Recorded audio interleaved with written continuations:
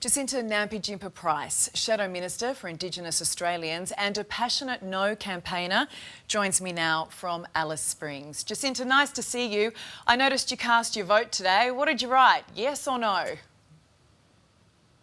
Oh, I definitely wrote no on my ballot paper today, strangely enough. I was just checking to make sure you didn't have a change of heart at the ballot box at the last moment. No, I can't say I did, no. So, Jacinta, you're a firm no on this. You are sure this is a bad idea. Yet Linda Burney, the Minister for Indigenous Australians, truly believes that this could make life better for First Nations people. Isn't that hard to say no to?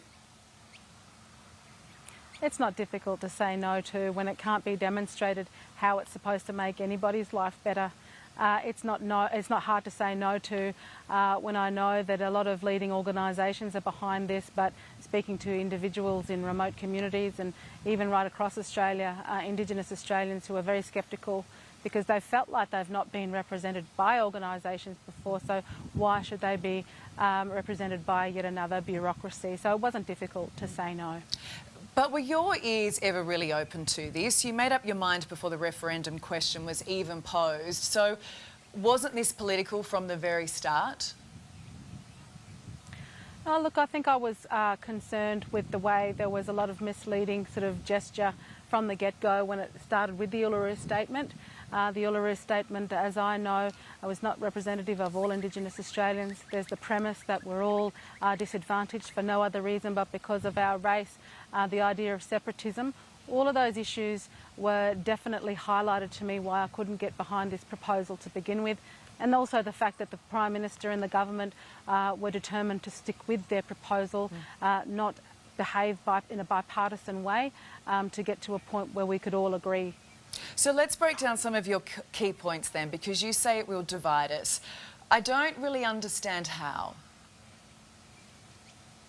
Well, I guess just the whole task of this referendum has divided us. It's brought out the nasty in people right across the country. I was standing at the booth yesterday. I said g'day to someone I'd known since I was a kid, and they absolutely snubbed me. I mean, that is division as far as I'm concerned. It's people around their dinner tables at night having heated debate between their own family members. I know people whose family members now have stopped talking to them as a result. I mean, that is division. And this has been very divisive because the focus has been race, and race hasn't been at the forefront of our discourse for a very long time in our country until now. We have 11 Indigenous parliamentarians in Canberra. You talk about the ugliness and where this is all at. Wasn't there an opportunity there to come together, bipartisanship support for Canberra to actually work as one and come up with something that everyone could agree on and that will benefit Indigenous Australians? Yeah, look, if only that worked in reality. It's a nice thought, and I've sat down certainly with Marion Scrimgeour and others to overcome some of the disadvantage in my own community here in Alice Springs to support the Yipperinya School, where they've got children who are our most marginalised on the street at 2 o'clock in the morning. They wanted a proposal supported to build simply accommodation, and I tried to work with Marion Scrimgeour and Linda Burney to ensure that those kids' needs would be met. That's still being kicked down, that can has been kicked down the road. So absolutely there's been opportunity, but there hasn't been a pathway for that bipartisan approach so far. Isn't doing something better than doing nothing though? Yeah, I'm definitely looking forward to doing something, which is what I've been trying to do, which is to hold inquiries into, the Land Council, statutory authorities, Aboriginal organisations, and each time we've put the motion up, myself and Senator Karen Little, as well as Lydia Thorpe, that's been voted down by Labor and the Greens, by Senator David Pocock. We are wanting to do something and do something now, not wait for this unknown voice to be constructed years down the track to, potentially do something with no absolute guarantee. Jacinta, I don't think anyone can deny that there is a group of Indigenous Australians who face challenges others don't, not even other minorities. They die younger, they're more likely to end up in jail, they don't have access to proper healthcare and education because they live in remote communities. Isn't the voice simply saying, these people are disadvantaged, so let's give them a seat at the table and listen? No, because I think those who are pushing this and that idea have already had a seat at the table and have done very little to ensure that those individuals have had a voice. This voice, as I said, is premised on this idea that we're all disadvantaged for no other reason but our Indigenous heritage. We know that only 20% of Indigenous Australians are disadvantaged, but the voice doesn't focus efforts on and prioritise those marginalised, they're the very reason I decided to put my hand up to become a politician, to become elected to federal parliament. And the first time in our country's history, of course, we're overrepresented.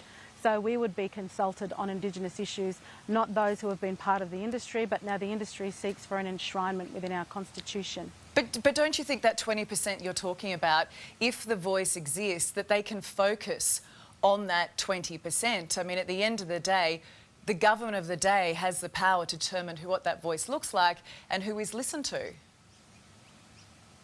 Well, so far the proposal that has been suggested by the government doesn't actually focus our efforts on those marginalised Indigenous Australians, and that's part of my grave concern with this proposal going forward.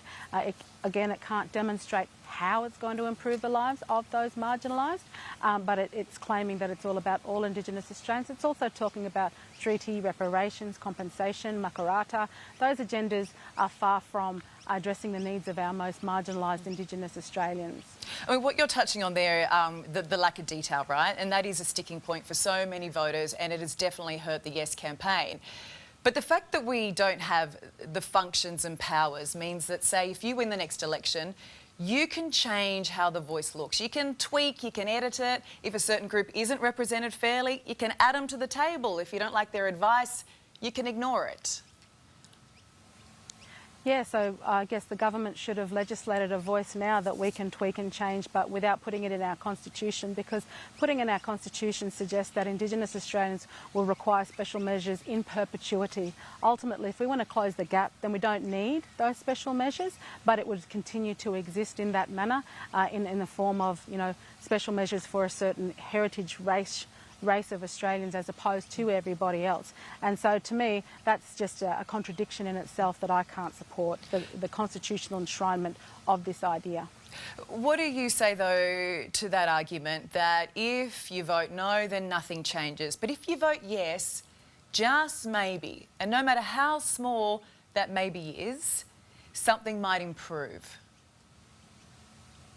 I think it's a nonsense argument. I think it's a defeatist argument. Absolutely, there's a lot that can be done, and I've suggested many ways forward, particularly for our most marginalised. We need to look at how we can empower traditional owners through, utilising their land for economic benefit, economic independence, to be job creators.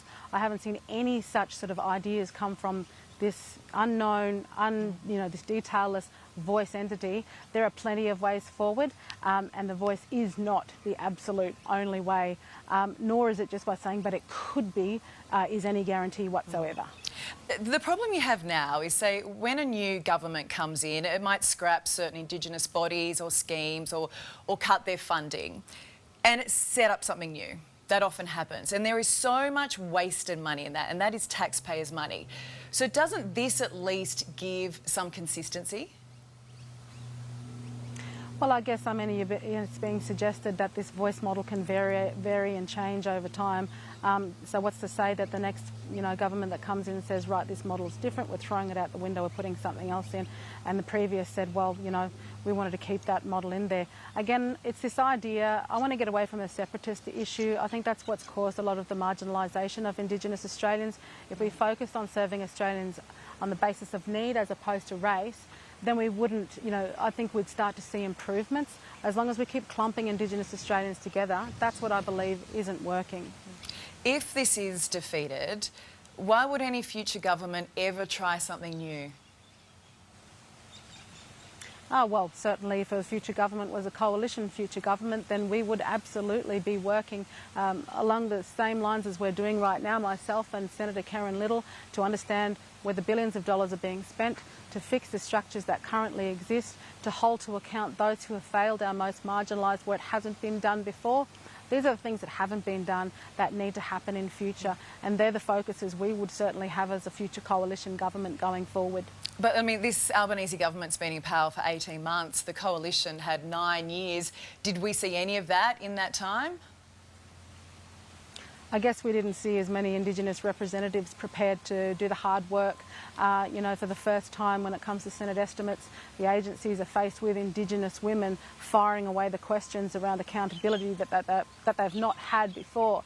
This Albanese government has not listened to the plight of certainly the Yipirinya School and others around the country. I don't know how rubber stamping a voice and the voices from there are going to change the way the Albanese government decide to actually hear the solutions that are being brought to them by elders in communities. Peter Dutton wants another referendum just on recognition in the Constitution. We've spent upwards of $350 million on this. Are we seriously going to spend all that money again, and do you support that? Yeah, look, so going forward, if it's the will of the Australian people to seriously want to ensure that recognition occurs within our Constitution, there are far more better ways to be able to achieve that, far less expensive ways to achieve that, and of course that would only go ahead with the support of the Australian people through holding constitutional conventions and making sure that everyone was on board with that. I don't think as a coalition government we'd go forward with the feeling that Australians just simply didn't want this, but we've got to get over this one first. We've got to reassess where we're at, and we've got to look at some of the more important issues like cost of living as well, that is really important to all Australians, including our most marginalised at the moment. Jacinta, say no gets up. How do lives improve for Indigenous Australians? Well, as I said, going forward, I've been wanting to make sure that we can fix those structures that currently exist. If there's overlap, if there's duplication of programs, if there are those that are misusing money, applying accountability to ensure that the opportunists are deterred from taking away from our most marginalised, they're the sorts of things that we need to be stronger with going forward.